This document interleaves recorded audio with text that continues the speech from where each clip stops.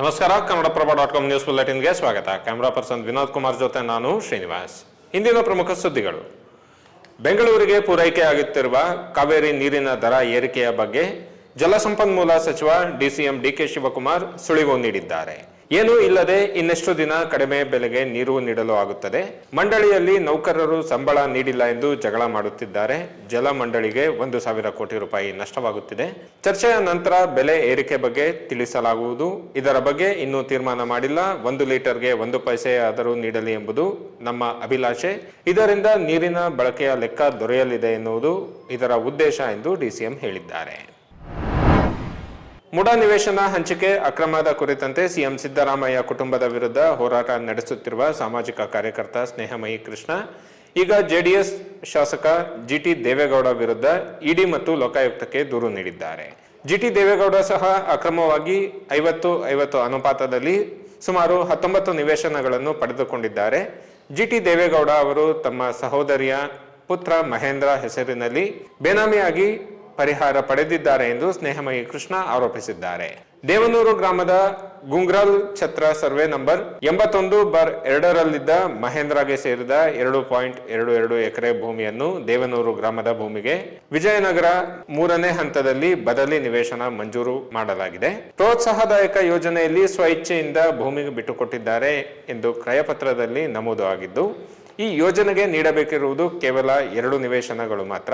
ಆದರೆ ಅವರಿಗೆ ಪರಿಹಾರವಾಗಿ 19 ನಿವೇಶನಗಳನ್ನು ನೀಡಲಾಗಿದೆ ಎಂದು ಸ್ನೇಹಮಯಿ ಕೃಷ್ಣ ಆರೋಪಿಸಿದ್ದಾರೆ.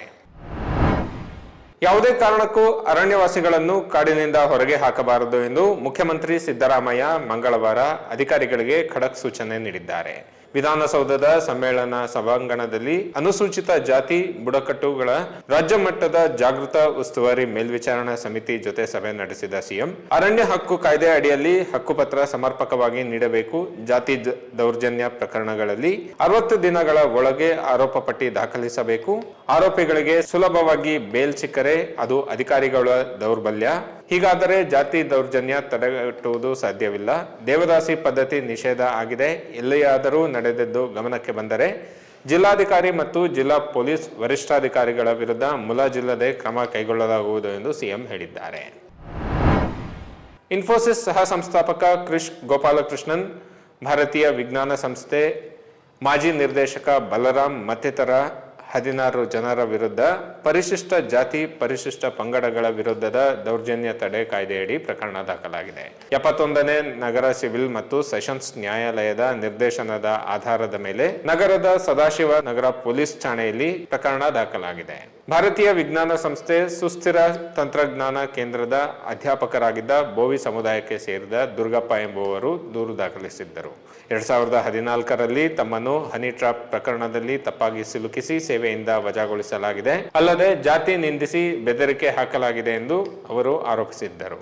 ಗೋವಿಂದನ್ ರಂಗರಾಜನ್, ಶ್ರೀಧರ್ ವಾರಿಯರ್, ಸಂಧ್ಯಾ ವಿಶ್ವೇಶ್ವರಯ್ಯ, ಹರಿ ಕೆವಿಎಸ್, ದಾಸಪ್ಪ, ಬಲರಾಮ್ ಪಿ, ಹೇಮಲತಾ ಮಹಿಷಿ, ಚಟ್ಟೋಪಾಧ್ಯಾಯ ಕೆ, ಪ್ರದೀಪ್ ಡಿ ಸಾವ್ಕರ್ ಮತ್ತು ಮನೋಹರನ್ ಈ ಪ್ರಕರಣದ ಇತರ ಆರೋಪಿಗಳಾಗಿದ್ದಾರೆ. ಮೈಸೂರಿನ ಪಾರಂಪರಿಕ ಮಹಾರಾಣಿ ಕಾಲೇಜಿನಲ್ಲಿ ಕಾಮಗಾರಿ ವೇಳೆ ಕಟ್ಟಡ ಕುಸಿದಿರುವ ಘಟನೆ ಇಂದು ನಡೆದಿದೆ. ಮಹಾರಾಣಿ ಕಾಲೇಜಿನ ಶಿಥಿಲಗೊಂಡಿದ್ದ ಕಟ್ಟಡ ದುರಸ್ತಿ ಕಾರ್ಯದ ವೇಳೆ ದುರಂತ ಸಂಭವಿಸಿದೆ. ಅವಶೇಷಗಳಡಿ ಸದ್ದಾಂ ಎಂಬ ಓರ್ವ ಕಾರ್ಮಿಕ ಸಿಲುಕಿದ್ದಾನೆ. ಮಹಾರಾಣಿ ಕಾಲೇಜು ಕಟ್ಟಡ ಶಿಥಿಲಗೊಂಡಿದ್ದರಿಂದ ದುರಸ್ತಿ ಕಾರ್ಯ ನಡೆಯುತ್ತಿತ್ತು. ಕಿಟಕಿಗಳನ್ನು ತೆಗೆದು ಹಾಕುವ ವೇಳೆ ಕಟ್ಟಡ ಕುಸಿದಿದೆ. ಇವು ಇಂದಿನ ಪ್ರಮುಖ ಸುದ್ದಿಗಳು. ವಿವರವಾದ ಸುದ್ದಿಗಳಿಗಾಗಿ ಕನ್ನಡಪ್ರಭ.com ನೋಡಿ. ನಮಸ್ಕಾರ.